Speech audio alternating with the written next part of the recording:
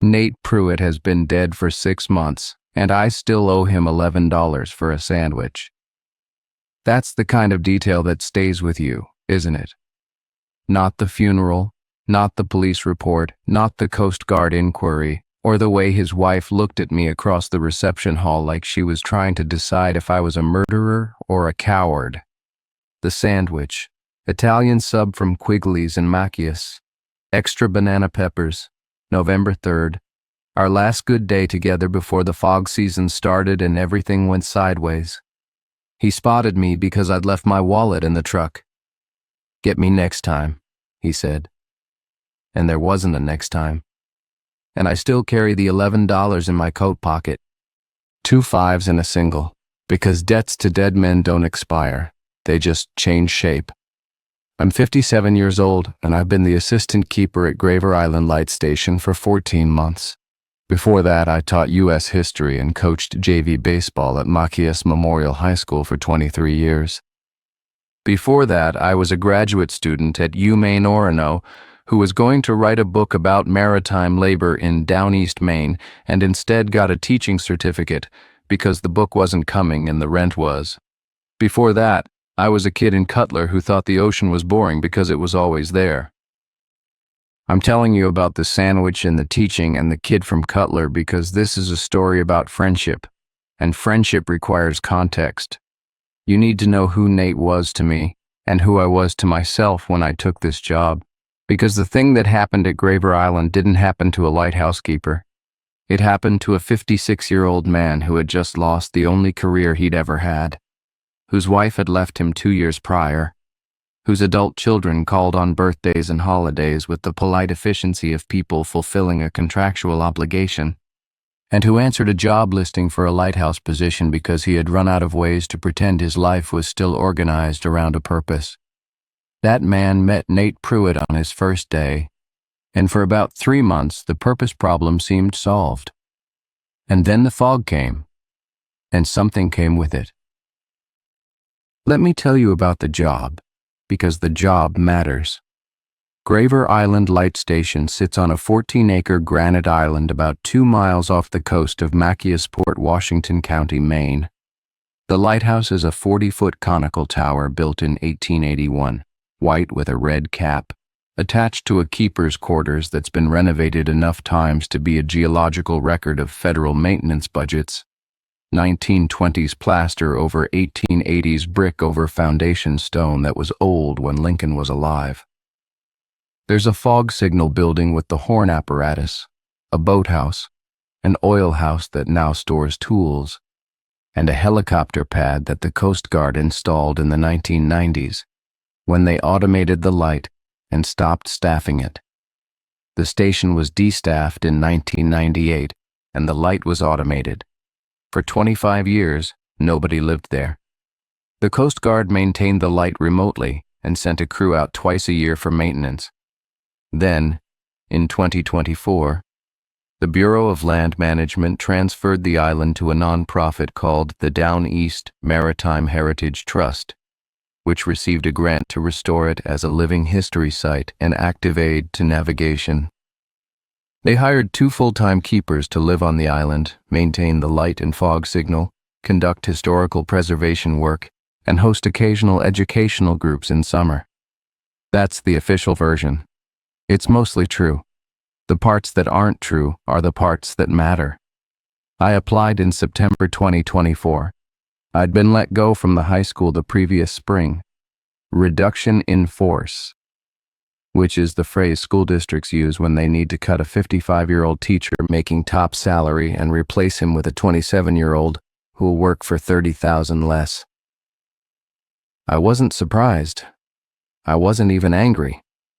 I was just suddenly a man in an empty house in Machias with a pension that wouldn't kick in for 7 years, and a savings account that would last about 18 months if I was careful, and 12 if I wasn't.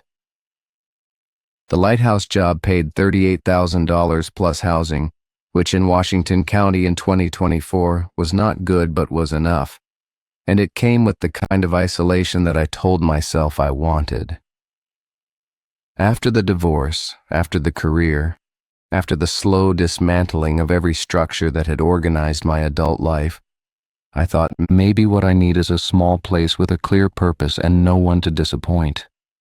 The interview was with Margaret Bellows, the director of the Heritage Trust, a sharp woman in her 60s who'd spent 30 years in the National Park Service and had the demeanor of someone who had dealt with enough government bureaucracy to be permanently unsurprised by human behavior. She asked me about my maintenance skills, basic but willing, my comfort with isolation, overstating it, and my health, fine, blood pressure managed, knees not great but functional. Then she said, "You'll be working with Nate Pruitt. He's been the head keeper since April. He's a particular. He has his way of doing things. Some of it is standard lighthouse protocol. Some of it is his own system, and you'll need to respect it even when it seems eccentric. Can you work with someone like that?" I've worked with high school coaches for 20 years. Eccentric is my baseline. She didn't smile. Nate's not eccentric in the amusing sense. He takes the work seriously in a way that can feel excessive until you understand why. Give him time.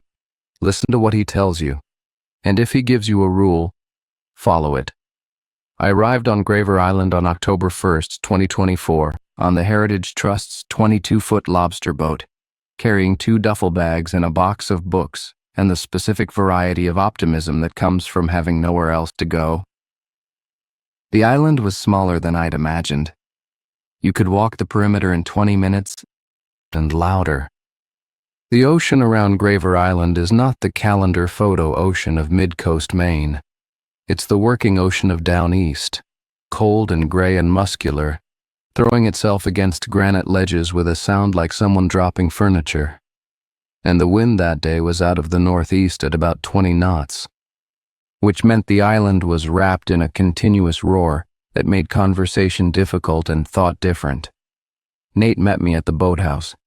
He was 51, stocky, with a red beard that was going white at the chin and eyes the color of the water, which is to say a gray so committed to being gray that it had become its own kind of blue.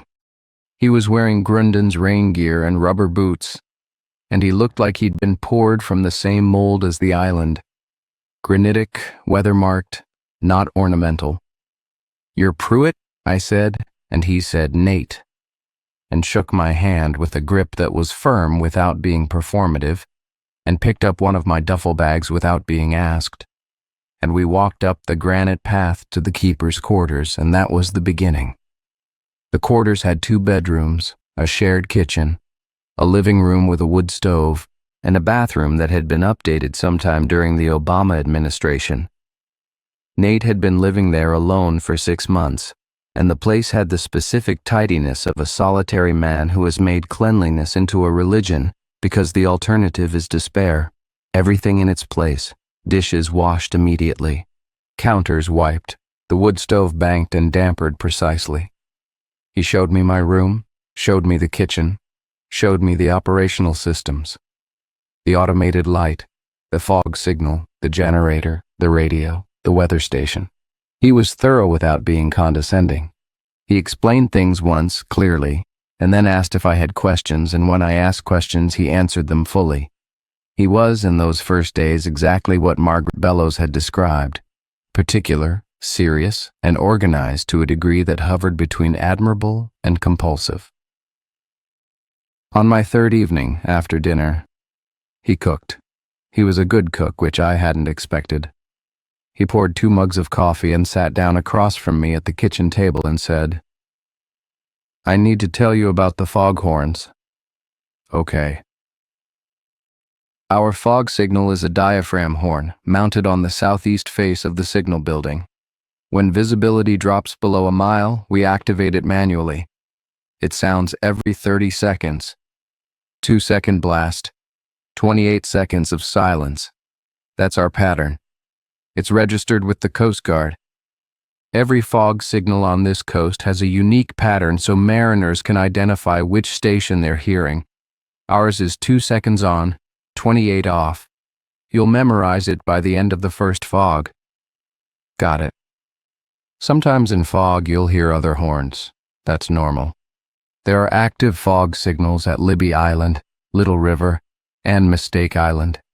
Depending on wind and atmospheric conditions, you can hear them from here. They have their own patterns. You'll learn to distinguish them. Okay? And sometimes you'll hear a horn that doesn't match any of them.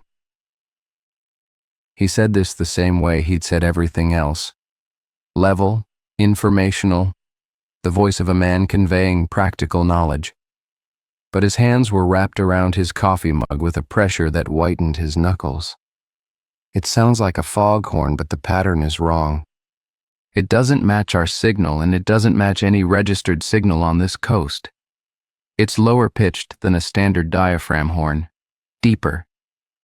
You'll feel it in your chest before you hear it in your ears, and it comes from the wrong direction. Wrong how? It comes from inland, from the island itself, not from the water. I waited. He drank his coffee. When you hear it, there are things you need to do and things you need to not do. I'm going to tell you both, and I need you to take this seriously, even though it's going to sound... I know how it sounds. Margaret said you were a history teacher. You're an educated man. You're going to want to rationalize. I'm asking you not to. Tell me. He reached into his shirt pocket and unfolded a piece of paper. Lined notebook paper, written in pen, his handwriting, which I would come to know well. Small, neat, left-leaning, the handwriting of a careful man. He smoothed the paper on the table between us, and I read it. When the other horn sounds, 1. Do not go outside. Stay in the quarters or the light tower. Do not open exterior doors. If you are already outside when it sounds, come inside immediately. You will have about 45 seconds between the first blast and when the fog changes. 2. Do not look out the windows toward the center of the island. You can look seaward. You can look at the water. Do not look inland. 3. If someone knocks on the door during the event, do not answer. It doesn't matter who they sound like. It doesn't matter what they say. Do not open the door. Talk to them if you want. Ask them questions. But do not open the door and do not agree to anything they ask you to do. 4. The event lasts between 20 minutes and 3 hours. You will know it's over when our fog signal becomes audible again. During the event, our horn will still be sounding, but you won't be able to hear it. When you can hear it again. 2 seconds on, 28 off, it's safe. 5.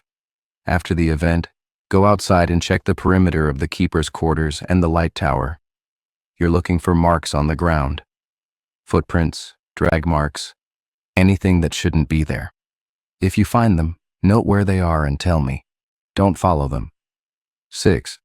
If the other horn sounds and I'm not in the quarters, do not come looking for me. Stay inside. I'll come back. I always come back. I read it twice. I looked at Nate.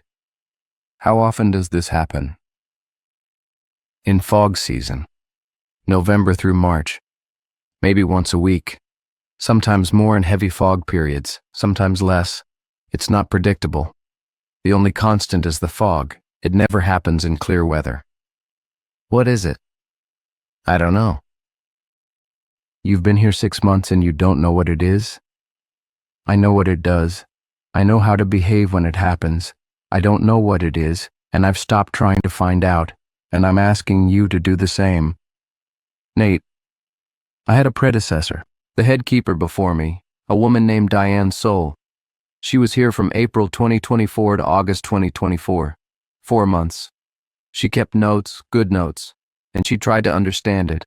She brought recording equipment. She set up cameras. She went outside during an event to try to see the source. What happened? She left, resigned. Margaret reassigned her to the Trust's mainland office in Machias. Diane doesn't talk about what she saw, and I don't ask. But she's the one who wrote the first version of these rules. What I gave you is my revision based on 5 months of experience. Diane's original was longer and more frightened. I trimmed it to the operational essentials. He took the paper back, refolded it, put it in his pocket. You're going to hear it soon. Fog season starts this month. When you hear it, you're going to want to do something. Investigate, document, react. That's the teacher in you, the researcher, the man who is going to write a book. I'm asking you to be the man who coaches JV baseball instead. Follow the playbook. Trust the signals. Don't improvise. I'd like to tell you that I heard the other horn for the first time and immediately understood why Nate was afraid. I'd like to tell you there was a single crystallizing moment of dread that reorganized my understanding. That's not how it happened. How it happened was ordinary, and the ordinariness was the worst part. October 22nd, 3 weeks into the job, I'd settled into the rhythm of the island.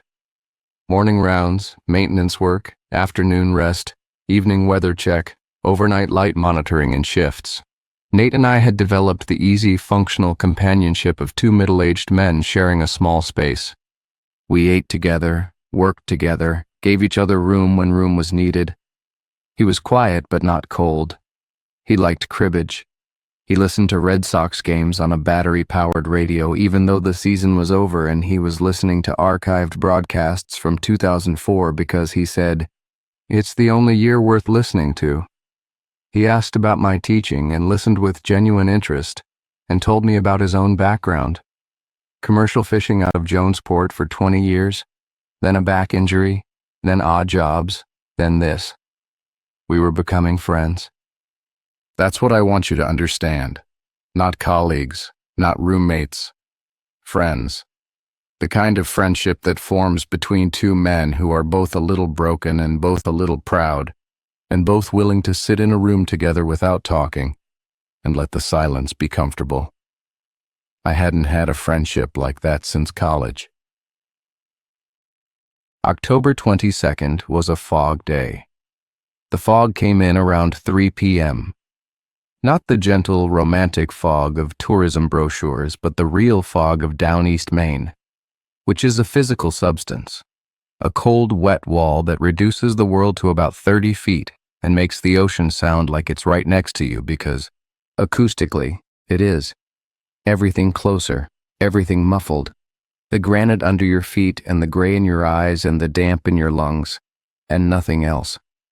Nate activated the fog signal at 3:20. The horn sounded. That deep mechanical blast, 2 seconds long, shaking the windows, followed by 28 seconds of silence that was somehow louder than the blast because your ears were ringing and the fog was pressing in, and the silence was the absence of something enormous. We were in the kitchen. Nate was making chowder. I was reading. The horn sounded every 30 seconds, a rhythm you stopped counting after a while because it became the island's heartbeat, the metronome of the fog world. At 5:45 p.m., another horn sounded. It was. I need to get this right. It was a foghorn. It had the tonal quality of a foghorn, the industrial resonance, the brassy depth. But it was lower. A full octave lower, maybe more. Low enough that I felt it before I heard it. A vibration in my sternum, in my teeth, in the bones of my hands where they rested on the book. And it was long, not 2 seconds, not 5. It held for what felt like 15 seconds, a single sustained note that filled the fog in the kitchen and my chest and didn't stop until my lungs involuntarily tried to match it, tried to breathe in rhythm with it, and I had to consciously override the reflex. And it came from the center of the island, not from the sea, from the granite ridge behind the keeper's quarters, from the interior of a 14-acre island that contained nothing but rock and scrub spruce and bayberry bushes and no mechanism, no structure, no device capable of producing that sound. Nate turned off the stove. Calmly, he moved the chowder pot to a cold burner. He closed the kitchen window that had been cracked for ventilation. He walked to the front door and checked the lock. "That's it," he said. "The other horn." "Yes, stay away from the inland-facing windows. We're fine in here." The horn sounded again. Same duration, same impossible depth. The fog outside the seaward window seemed to thicken.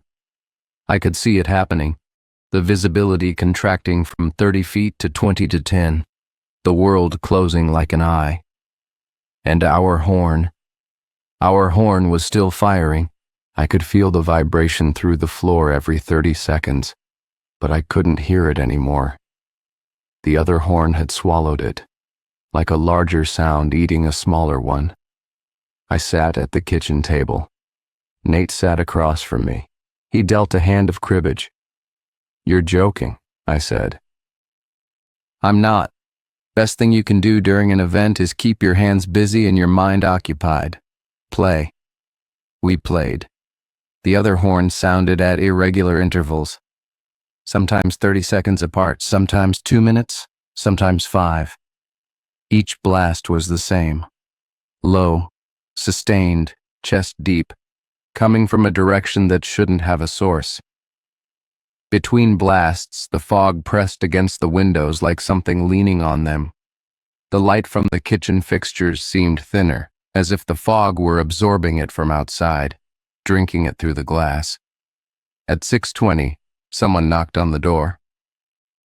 3 knocks. Firm. The knocks of a hand that knew how to knock, that had knocked on doors before, that expected them to open. Nate didn't look up from his cards. "Don't answer." "Who is it?" "It's not a who. Play your hand." 3 more knocks. Then a voice. A woman's voice, clear despite the fog, speaking conversationally, as if we were separated by a screen door at a backyard barbecue.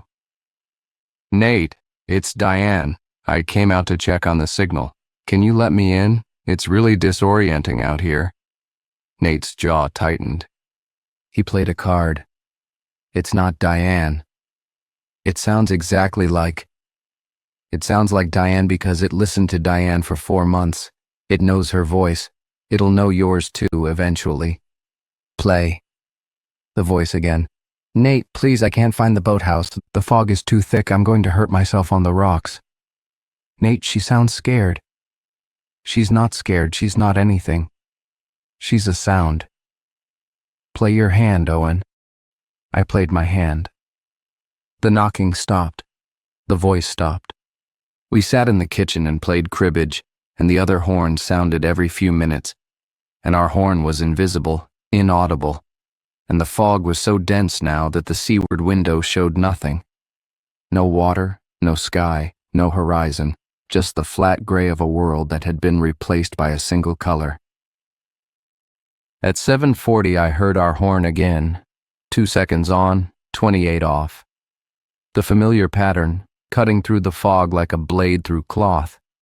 And simultaneously the fog began to thin, not lift. Thin, like a fabric being pulled taut, the weave opening, light returning, the ocean reappearing in stages.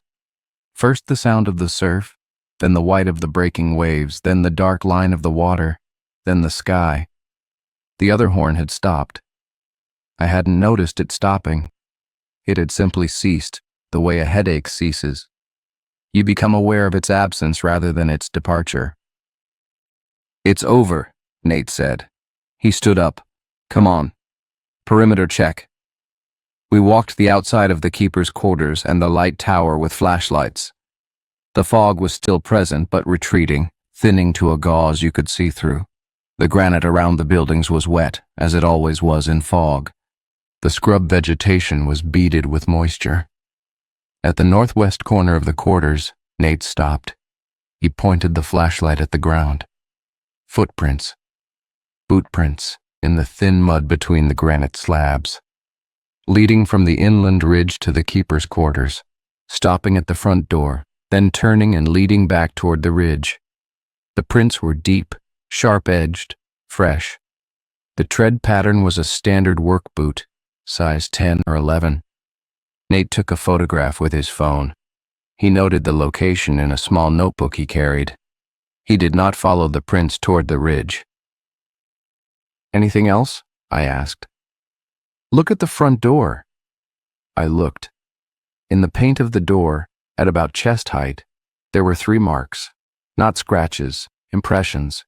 Shallow dents in the paint, spaced evenly, as if someone had pressed 3 fingertips into the surface hard enough to deform the paint without breaking it.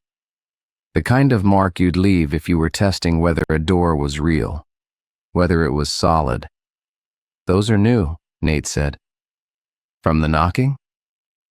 "From the knocking." We went inside.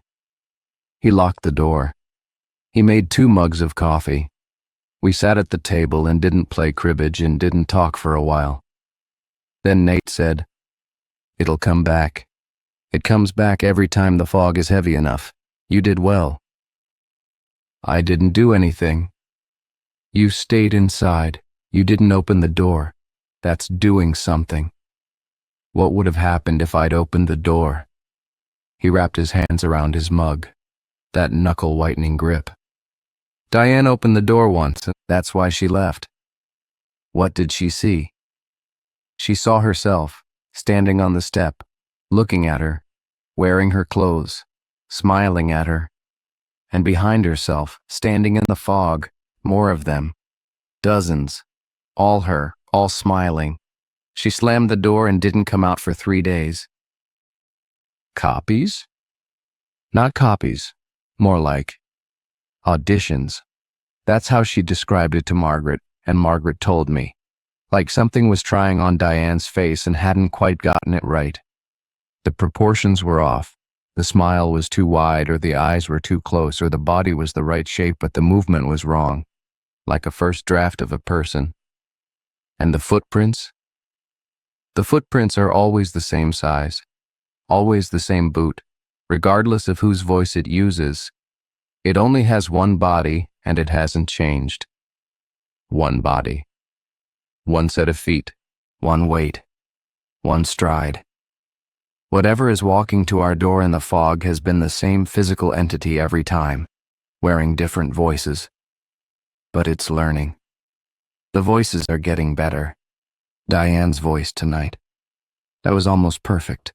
The first time it tried a voice back in May, it was garbled, fragmented, like hearing someone talk through a wall. Now it's clean. It's learning from exposure. Learning from us. From proximity. Every event it gets closer, not physically. The footprints always stop at the door. But the voices get clearer. The knocking gets more precise. The impressions in the door get deeper. It's practicing. It's refining. And I think what it's refining toward is a version of one of us convincing enough that the other one opens the door. I want to talk about the friendship now, because the friendship is the thing I lost. Over the next 4 months, November, December, January, February, Nate and I lived on a 14-acre island and weathered the fog season together and became the kind of friends that men in their 50s rarely become. The kind forged by proximity and shared purpose and mutual vulnerability. The kind that would have taken years in the normal world but took weeks in the compressed, pared-down reality of island life where there was no one else and nothing else. And every day was the same clear set of tasks, and every night was the same small kitchen and the same wood stove and the same cribbage board. He told me about his ex-wife, Carol, who had left him for a man in Bangor who sold insurance and owned a house with a bathroom that didn't smell like fish. He told me about his daughter, Maisie, who was 19 and in community college in Ellsworth and who called him once a week and meant it, and whose phone calls were the thing he lived for. And I could see in his face when he said this that living for a once-a-week phone call was both enough and not enough. And the gap between those two states was where the pain lived. I told him about the teaching, about the divorce, about my kids who called on birthdays with polite efficiency. I told him about the book I never wrote, and he said, "You should write it. You've got time now." And I said, "I don't think I'm the same person who wanted to write it." And he said, "Good. The other person wasn't living on an island." And that made me laugh, a real laugh. And I realized I hadn't laughed like that in over a year. We played cribbage. We cooked together. He taught me how to make a proper fish chowder. and I taught him how to make the only thing I know how to make well, which is chili. And he ate it and said too much cumin, and he was right. We listened to the 2004 Red Sox on his radio, and I pretended to care about baseball for his sake, and then, somewhere in the ALCS against the Yankees, I actually started caring, which is how it works. You pretend for someone you love, and then the pretending becomes real. We were friends, real friends. And the fog came and the horn sounded and we sat in the kitchen and played cards and didn't open the door. And the thing outside learned our voices better each time. And we held the line, together. It was manageable because it was shared. The dread was halved by partnership. I need you to understand that what happened wasn't about the rules. I followed the rules, every time. Nate followed the rules. The rules worked. Nobody opened the door. Nobody went outside. Nobody looked inland. The system functioned. What happened was about the thing I didn't have a rule for. The thing Nate didn't write down because he didn't know about it yet, because it hadn't happened yet, because it was new. The thing that started in February 14th, Valentine's Day, which was funny to no one. The fog was heavy, had been heavy for 3 days. The horn had sounded twice in 3 days. 2 events, both managed, both routine by our standards. Voices, knocking, footprints, marks on the door. The voices were mine now, mostly. It had learned me well enough to produce a convincing Owen Purcell, complete with the slight New England flatness that I didn't know I had until I heard it played back to me from the other side of a door. We were in the kitchen. Evening. The fog was pressing. Our horn was sounding its faithful pattern. The other horn began. Low, deep, chest resonant. Coming from the ridge, the fog clenched. Our horn disappeared. But this time, between the blasts of the other horn, I heard something new. Not a voice, not knocking. Music. Faint, distorted like a radio playing 2 rooms away. A melody I recognized but couldn't place. Slow, rhythmic, with a tinny quality that suggested a small speaker or an old recording. It was coming from outside. From the fog, from the direction of the ridge, same as the horn. Nate heard it too. I saw his head tilt, the way a dog tilts its head when a sound doesn't fit its categories. Is that music? I said. Don't listen to it. Nate, I can hear music. I said don't listen. But I was listening, and the melody resolved, and I knew what it was. It was Dirty Water by the Standals, the Red Sox victory song, the song they play at Fenway after every win, the song that played on Nate's radio at the end of every archived broadcast we listened to. Nate's face went white. Not the white of fear. The white of recognition, of being known. That's new, he said. His voice was different, smaller. It knows about the radio. It can hear through the walls. It's been listening, not just to our voices, to everything, to the radio, to our conversations, to the cribbage games. It's been sitting outside the door and listening to us live, and now it's playing it back. The music stopped. The other horn sounded, then silence. Then, from outside the front door, a voice. Nate's voice. Perfect, indistinguishable from the man sitting across from me. Owen, it's Nate. I'm locked out. The door jammed when I went to check the signal. Can you let me in? Nate looked at me. He was sitting right there, right across the table. His hands around his mug, his face gray. Owen, come on, it's freezing. I forgot my coat. It's never done this before, Nate said, very quiet. It's never used my voice while I'm inside. Owen, please, I can't feel my hands. The thing outside wasn't just using Nate's voice. It was using Nate's cadence, Nate's inflections, the specific way Nate said please with a slight drop on the vowel, the way he said Owen, with the emphasis on the first syllable. It had been listening through the walls for months. It had assembled a Nate from the sounds of our friendship. "Don't answer," Nate said. I didn't answer. The voice outside shifted, became warmer, more intimate. The voice Nate used late at night when we'd been talking for hours and the wood stove was low and the guard was down.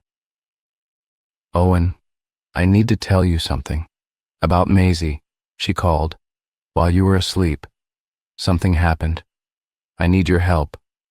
Can you open the door?" Nate closed his eyes. "I know that's not me," he said. "But that's exactly what I would say if it were me. The Maisie thing. It knows that Maisie is. It knows that's the lever. It's learning what matters to us. It's learned. Past tense, it's done learning. Now it's using. After that event, something shifted between us. Not in the friendship. The friendship was still solid, still warm, still the best thing in both of our stripped-down lives. What shifted was the weight. The thing outside had stopped being an environmental hazard, a weather pattern to be managed, a fog season annoyance. It had become personal. It knew us.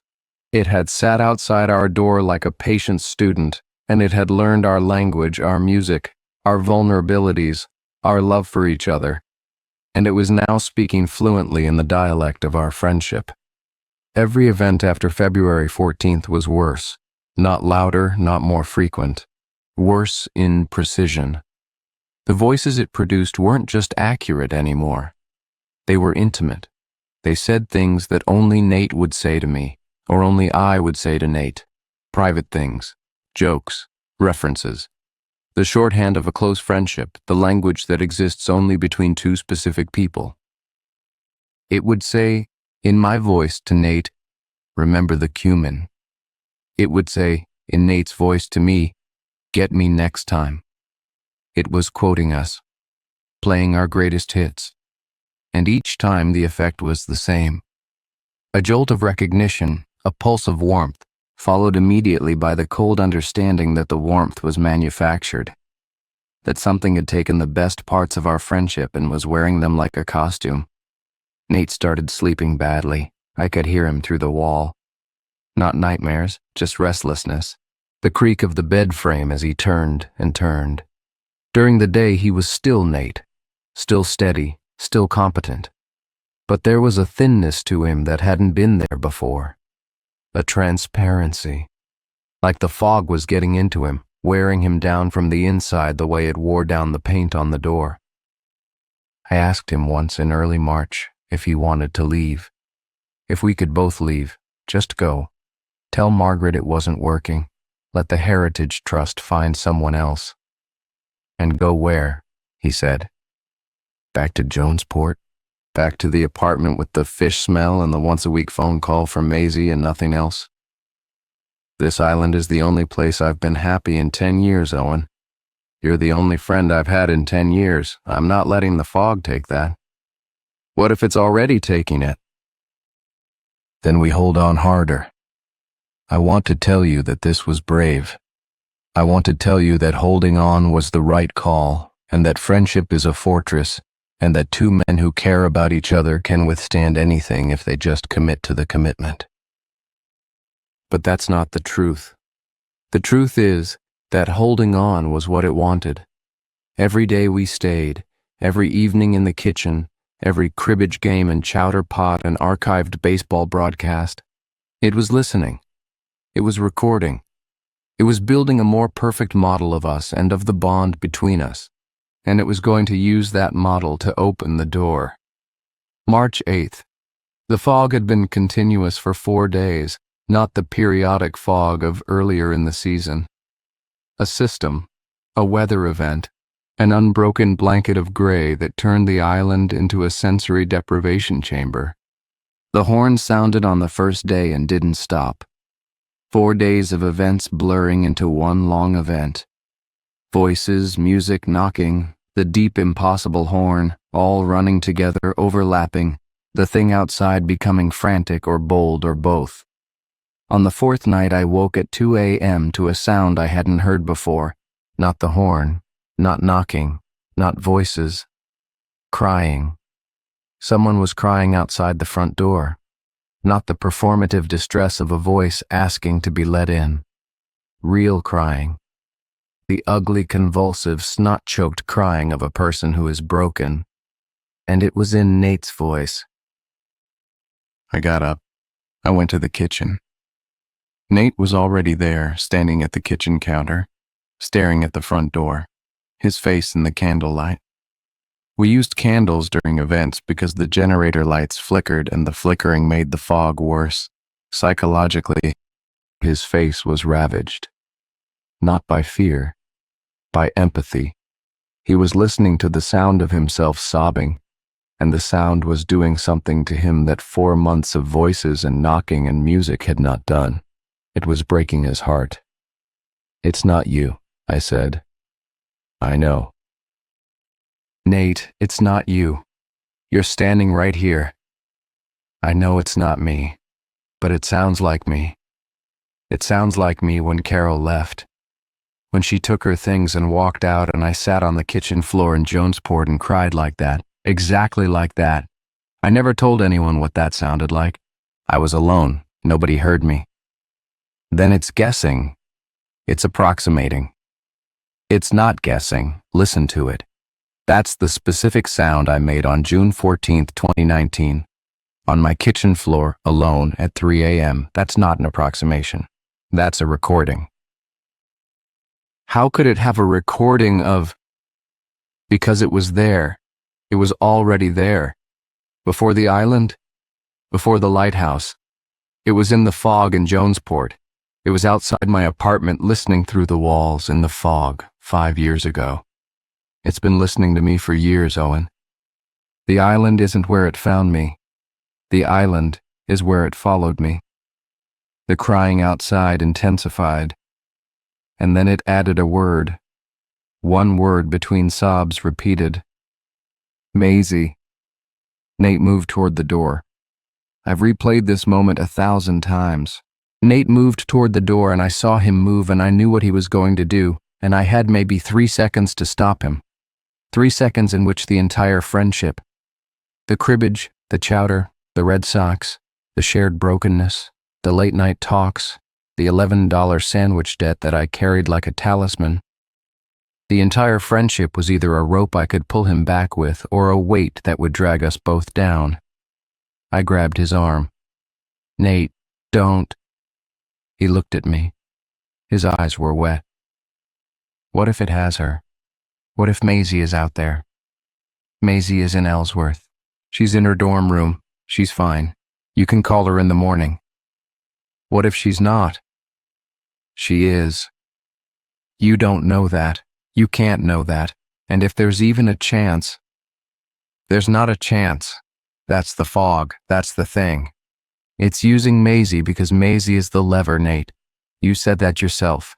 It knows what matters to you and it's pressing the button. Let go of my arm. No. He pulled. I held.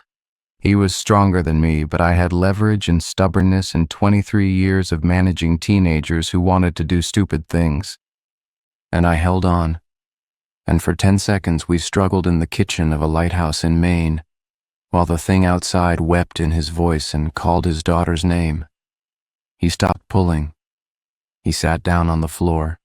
He put his face in his hands. The crying outside stopped. The fog began to thin. Our horn returned. After that night, Nate changed. Not dramatically. Not in ways that anyone but me would notice. He still cooked, still played cribbage, still listened to the Red Sox. But the light was different. The wattage behind his eyes had dimmed. He'd flinch at fog. Not the big events, but any fog at all. Even a morning mist, a slight haziness on the water. His body was reading the weather as threat all the time, and the accumulation of false alarms was draining him the way a slow leak drains a battery. He called Maisie more often, twice a day sometimes. She noticed, and she was patient about it in the way that children of anxious parents learn to be patient. Cheerful, reassuring, slightly too bright. "I'm fine, Dad. Everything's fine." And Nate would hang up and look at me, and the relief on his face would last about 20 minutes before the fog crept back in, literally or figuratively, and the doubt returned. I tried to carry more of the weight. I took the overnight watches. I monitored the fog reports. I cooked the meals badly, and Nate ate them without complaint because complaining required energy he didn't have. I held the friendship up from my end the way you hold up one side of a table when the leg breaks. Awkwardly, temporarily, with the understanding that this isn't sustainable. I should have insisted we leave, both of us. That's the thing I carry, the clear, simple, obvious action that I didn't take, because I was afraid that suggesting it would mean admitting the friendship wasn't enough, that my presence wasn't enough to counterbalance the thing in the fog. And that admission was something my ego couldn't absorb. I needed to be enough. I needed the friendship to be the fortress. I needed to believe that two men holding on was a strategy and not just a posture. March 22nd. The last fog. It came in fast. A wall of gray moving from the east, swallowing the ocean and then the island and then the sky in a progression so rapid that Nate and I watched it from the kitchen window like a time lapse. 1 minute, blue sky. 3 minutes, gray ocean. 5 minutes, gray everything. The other horn began before our horn did, before the fog was even fully settled, as if it had been waiting, engine idling, for the conditions to arrive. Low, deep, 15 seconds of sustained impossible sound. I felt it in my teeth, in my ribs, in the part of my brain that handles balance, and I staggered, actually staggered, like the sound had a physical component that pushed. Nate was at the window, looking inland. "Nate, don't look. There's someone on the ridge." "Don't look." "Owen, there's someone on the ridge. I can see a shape, a person." I went to the window. I shouldn't have. The rule said don't look inland. But Nate was looking, and Nate was my friend, and I couldn't let him look alone. There was a figure on the granite ridge, about 200 yards from the quarters, standing in the fog. Human-shaped but wrong in the way Diane had described. Proportions approximate, posture slightly off, like a mannequin positioned by someone who'd studied humans but never been one. It was facing us. It wasn't moving. "That's never happened before," Nate said. "It's never shown itself." The figure raised one arm, slowly, a wave, a greeting. The gesture of a friend seeing a friend across a parking lot, casual and warm. And the casualness was the most terrifying thing I'd ever seen, because it meant the thing on the ridge was no longer performing distress or need. It was performing familiarity. It was saying hello. It was acting like it knew us. The other horn sounded again, and the fog thickened to opacity, and the figure vanished. Then the voices started. Not from the door, from everywhere. From the fog itself, from all directions simultaneously. In both our voices, overlapping, having a conversation. "Remember the cumin. Get me next time. You're the only friend I've had in 10 years. Too much cumin," she called, while you were asleep. "You should write the book. It's the only year worth listening to." Our words, our private words, played back in a collage, a mosaic of intimacy, every shared moment compressed and broadcast into the fog like a greatest hits album of a friendship being strip-mined for parts. Nate was shaking, not with cold, with the specific vibration of a man whose interior is being displayed on the exterior against his will. The thing in the fog was wearing our friendship out loud, parading it, showing us that nothing we'd shared was private, nothing was safe, nothing was ours. It had been in the room with us the whole time, every kitchen conversation, every late-night confession, every laugh. It had been there, and it had taken everything. The knocking started, Not on the front door, on every door. Front, back, the door to the light tower, the windows. A rhythmic, coordinated percussion, as if a dozen hands were striking every surface simultaneously, and between the knocks, the voice. One voice now, neither mine nor Nate's, but a blend, a hybrid. The two of us merged into a single speaker. Open the door. I miss you, both of you.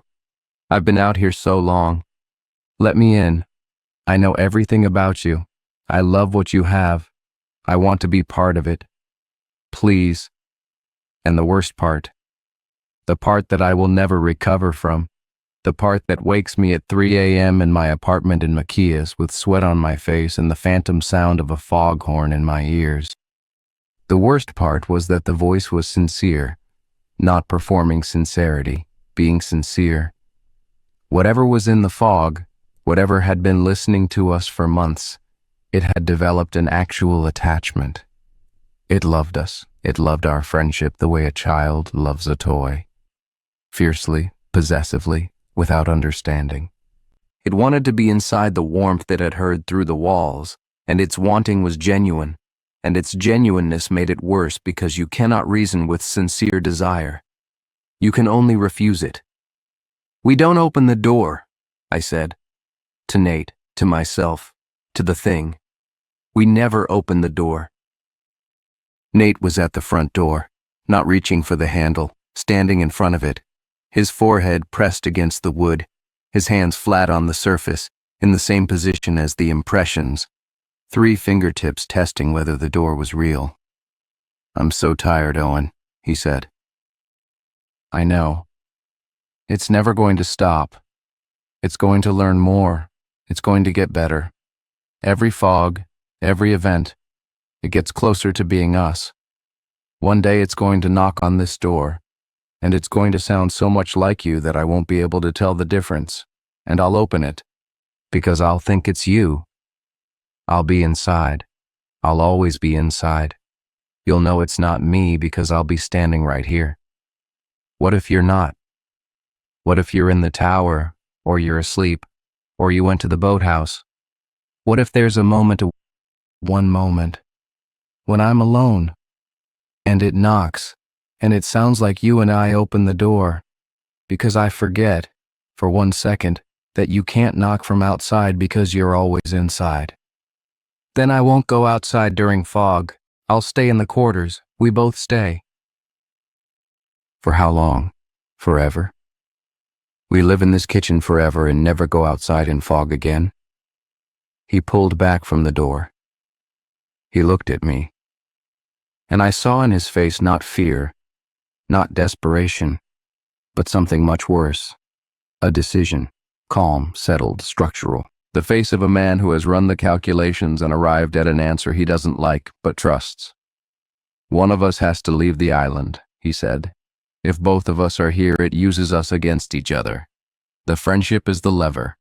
It won't stop until it opens the door, and the only way it opens the door is by being one of us so well that the other one can't tell.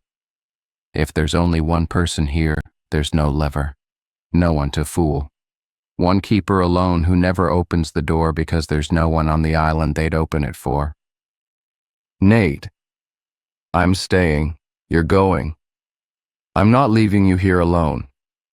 Owen, I have been alone for 10 years. Before you. Alone is my natural state. I can do alone. I can sit in this kitchen by myself and not open the door because there's no one I'd open it for. That's not a tragedy. That's a strategy. It's a prison. It's a lighthouse. It was always a lighthouse. I'm the keeper. This is my job. Your job was to be my friend, and you were my friend. And it was the best thing, and now the best thing is the weapon. And I need you to take the weapon away. The fog held. The horn sounded. The knocking continued. I wanted to refuse. I wanted to say no. I'm staying. The friendship is worth the risk. We hold on together or we go down together. I wanted to be the person who chooses loyalty over logic, who stays in the burning building because his friend is in the burning building, who values the bond above the outcome. But Nate was right. The math was clean. The thing in the fog couldn't use a friendship if the friendship wasn't there to use. Remove me. Remove the lever. And Nate could hold the door indefinitely because there was no knock in the world that could sound like someone he cared about. He was asking me to save him by leaving him, and the leaving would be total. Not a sabbatical, not a rotation, an ending. Because if I stayed in contact, phone calls, visits, letters, the thing would hear. The thing would listen through the walls the way it had listened in Jonesport. It would learn the rhythms of a long-distance friendship, and it would use them. He was asking me to end the friendship to save his life. And the ending had to be real. No half measures, no stay in touch, a clean break, an amputation. The sandwich, I said. I don't know why I said it. My brain was grabbing at the nearest solid thing. What? I owe you $11 for the Italian sub at Quigley's. He looked at me, and he laughed. The same laugh. The real laugh. The one I hadn't heard in weeks. The one that belonged to the man I knew and not the man the fog was eating. Keep it, he said. You'll need it more than me. The fog broke on March 23rd. I called Margaret Bellows on the satellite phone and told her I was resigning. She didn't ask why. She said, "I'm sorry," in a tone that told me she understood, and she sent the boat. I packed my 2 duffels and my box of books, and I stood in the kitchen with Nate, and we didn't hug because we were 50-something-year-old men from down East Maine, and hugging wasn't in the repertoire. But we stood close enough that the not hugging was its own kind of contact. "Don't call me," he said. "I won't." "Don't write." "I won't." "Don't come back." I couldn't say I won't to that one. So I said nothing. I walked down the granite path to the boathouse. I got on the boat. The boat pulled away from Graver Island, and I watched the lighthouse get smaller, and I watched the keeper's quarters get smaller, and I watched the figure standing at the boathouse door get smaller. Nate, raising one hand, not waving, just holding it there, palm out, the way you hold your hand against a window.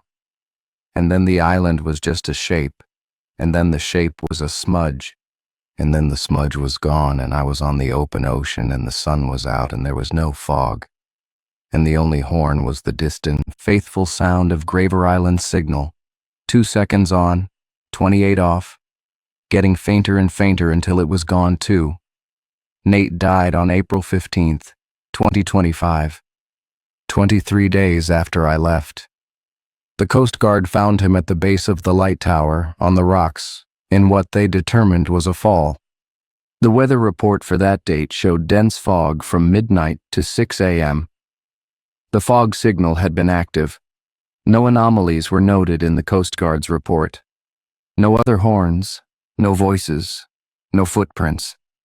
Just a man at the bottom of a lighthouse, alone, in the fog. Margaret called me. I drove to Machias. I sat in my truck in the parking lot of Quigley's Deli, and I held $11 in my hand. 2 5s and a single. And I cried the way Nate cried on his kitchen floor in Jonesport in 2019. The sound that the thing in the fog had recorded and played back to him through a door. The official ruling was accidental death.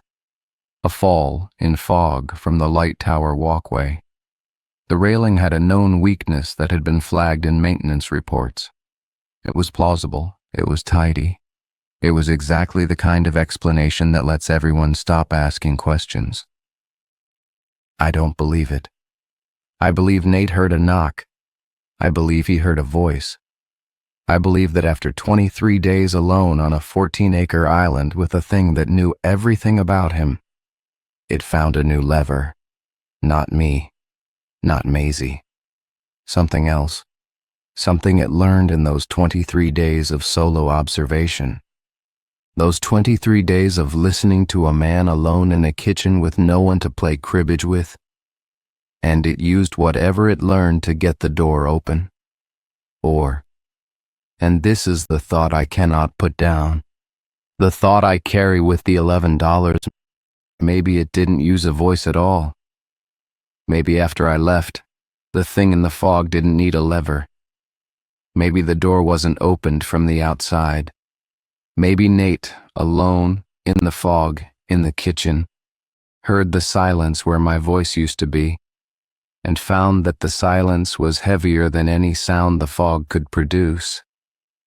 And he opened the door himself. Not because the thing tricked him, because the loneliness was worse than whatever was on the other side. I told him to hold the door. I told him he could do alone, and maybe he could. But I left, and alone became the only thing he had, and maybe alone is its own kind of foghorn, low, sustained, chest deep, coming from inside instead of outside, and no rule in the world can protect you from a sound that originates in your own body. I went to Nate's funeral. His ex-wife was there. His daughter Maisie was there. I sat in the back of the Methodist church in Jonesport, and I listened to people talk about a man they hadn't known well enough, and I held $11 in my pocket and I didn't speak, because I didn't trust what would come out. After the service, Maisie found me in the parking lot. She had Nate's eyes. That committed gray. She said, "You're Owen. Dad talked about you. He talked about you too, all the time. He said you were the best friend he ever had." I couldn't speak. "He left something for you, at the lighthouse. He told Margaret Bellows it was in his nightstand drawer. She mailed it to me and I. Here." She handed me a folded piece of lined notebook paper. His handwriting, small, neat, left-leaning. I unfolded it in my truck after everyone had gone.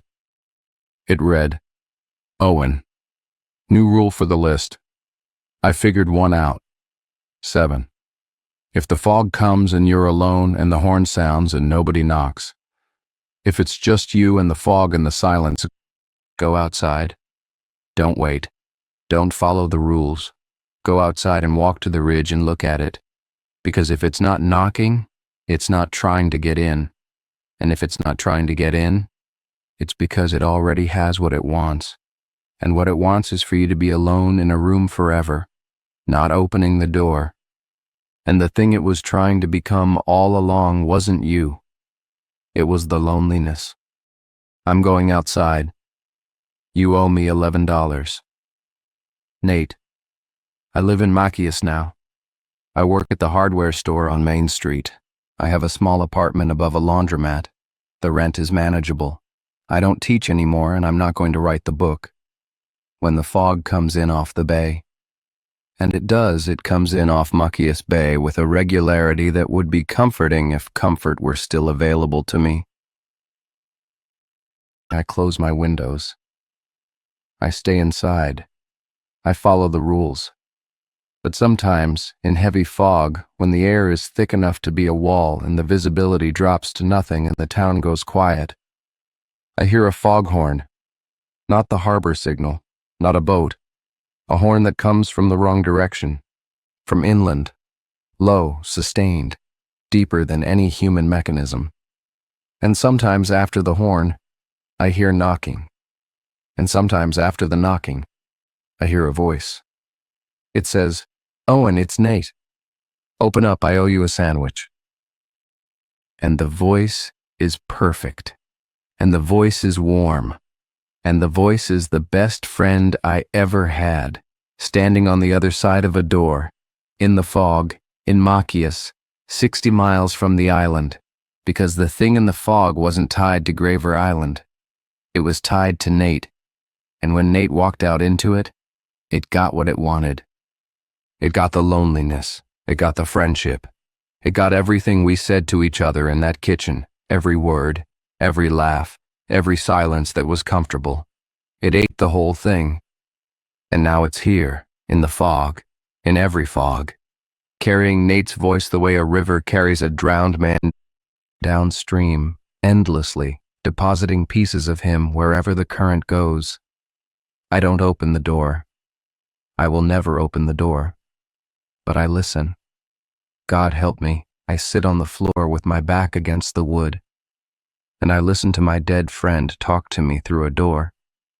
And his voice is so right, so perfectly him, that for a few minutes, in the fog, in the dark, in Machias, Maine, in an apartment above a laundromat that smells like fabric softener and mildew, I have my friend back.